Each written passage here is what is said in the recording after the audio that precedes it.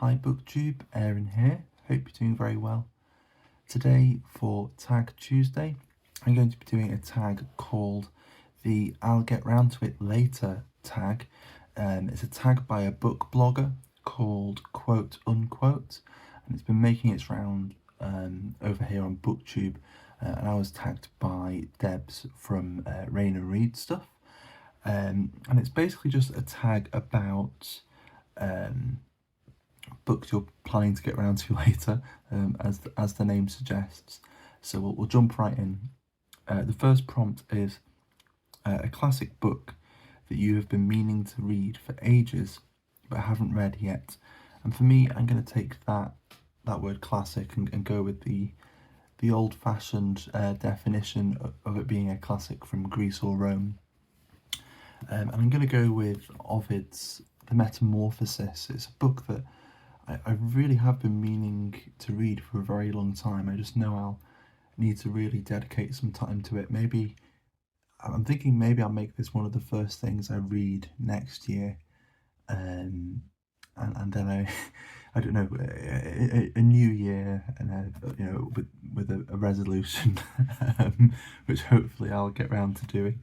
I read, so Ted Hughes has got a sort of version of this. It's called Tales from Ovid, and he's very careful not to call it a translation. He calls it a version, I think. And as far as I can tell, it's not the entire Metamorphosis either. It's just sort of selections from it, some of the greatest hits, I suppose. And I enjoyed that. It was a good taster of it, and I've seen many of the stories and sort of motifs from the Metamorphosis thrown up in other works of literature. It's been very influential, and I'd like to go back and read it for myself. This sort of long poem about various stories of change and transformation. Number 2 is a book on your shelf that you haven't read yet, so just any old book will do. And this is one, it's quite a short book, and I keep thinking it'd be quite a good one to sort of throw in there and read when I'm not sure what else to read, or if there's a bit of a gap. And I just keep forgetting to read it. I'm not sure if I'll like it. We'll see. But it's the Discomfort of Evening by Marieke Lucas Regenveld. And as far as I can remember, it's supposed to be a book about our protagonist is a young woman who's I think very sensitive to the cold, and there's a detail on the back that she uses the balm that they put on the udders of cows on her skin to soothe her skin from the cold. I think it's a story of isolation and sort of growing up on a farm.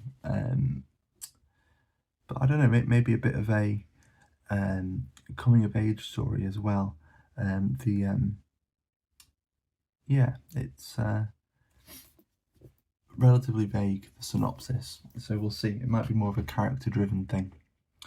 Number 3 is a book that you recently got that you haven't read yet.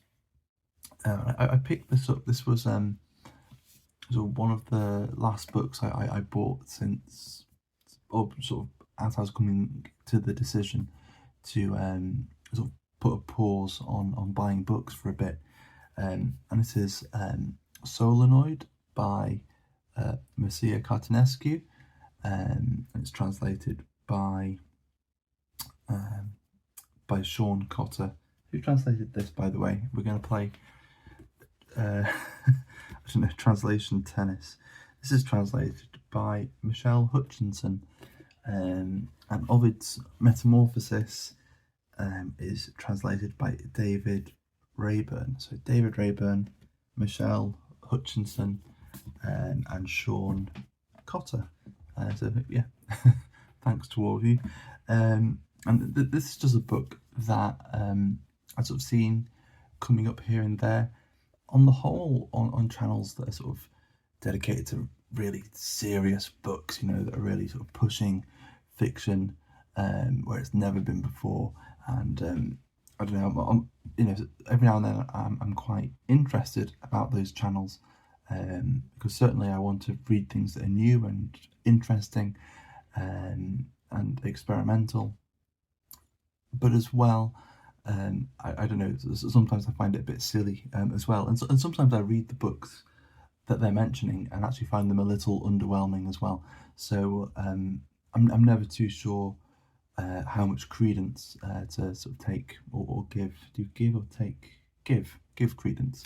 And this is about a writer, um, apparently the diaries of a writer, and it's just going into his, just the weirdness of his head, and it's also about Romania under communism, which I don't know much about the education system, and all kinds of other things. And it says it's surrealist, and I'm quite a fan of surrealism, at least in visual art and in film and in poetry. I haven't read that much fiction that's strictly speaking surrealist, I suppose, and so it'll be interesting. Certainly a novel of this length, so I'm looking forward to giving it a go, whenever that may be. Then number 4, a book you've had forever but haven't read yet. For this, it's one that it's a really lovely looking book as well. It's Angela Carter's book of fairy tales. Just really lovely illustration. It looks lovely on the spine as well. A little frog on the back. I believe there are illustrations all the way through as well. I think part of what puts me off this is just because of how bitty it is, how they're even shorter than short stories. But I know I like Angela Carter, and this is a selection of fairy tales from all over the world, probably told in that odd and sort of a subversive style that you kind of expect from Angela Carter. Then what number are we up to? Number 5, a book a friend recommended that you haven't read yet, and this book is a very famous book, a book that certainly over in the US probably a lot of people read, probably at school, I guess, and I sort of heard about it, heard its name brought up all of the time. Never really heard that much about what it was about, but mainly it's just that book that people just read to say they'd read it, or they just had to read and couldn't really remember, and sort of all that kind of stuff. But then there are certain people that I admired, sort of certain musicians and writers who enjoyed it, and enjoyed coming back to it.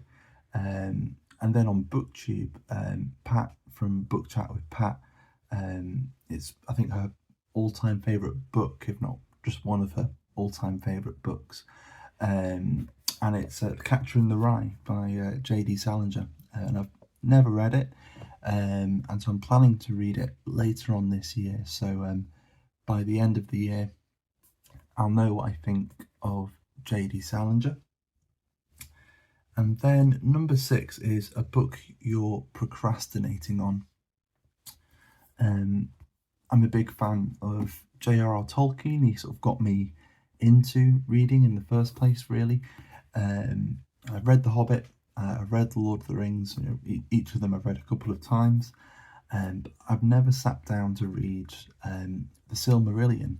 And I love, I already know that I love Tolkien. I already know that I love mythology, so I know I'm not going to be too thrown off from the way it's written. I'm sort of used to reading these more sort of mythological texts that maybe aren't quite as granular as Lord of the Rings, and so I know I'll enjoy it, and yet for some reason I just keep putting it off. So there's no good reason as to why I haven't read The Silmarillion yet, other than just procrastination and distraction on my part. And then number 7, the next book on your TBR. I don't always keep the most solid TBRs, but there are 2 books that I said I'll read this month, or at least early next month, and just depending on how things go, it might be 1 of 2 books, so I'm keeping things kind of flexible, and I tend to read multiple books at once, so it'll turn out I'll probably be reading both of these books at once. So one of them is The Night Manager by Jean le Carré, which I'll be reading for Dr. November, a reading event all about espionage. And then I'm planning to buddy read The Balkans, 1804 to 2012 by Misha Glenny. It's a great big history book about a part of the world I don't know that much about. And I'll be reading this for Historathon, which is a year-long event that encourages you to read history and to read the history of different periods throughout the year, so it sort of progresses through the year. And I'm planning to read this with John David, so it's yeah, I think we're going to be quite flexible with it, and so it just sort of depends when we're both free, but certainly soon we'll both be reading it. And so there it is. That's a handful of books that I've been putting off, but I'll get around to eventually. All that's left to do is to tag a few people. So I'd like to tag Joshua Crebo, Kelly from Books I'm Not Reading, Joe Spivey, and John from Must Read More. And as well, if you'd like to give this tag a go, you find it interesting, then yeah, please consider yourself tagged and give it a go. But for now, thank you very much for watching, and I'll see you soon. Bye bye.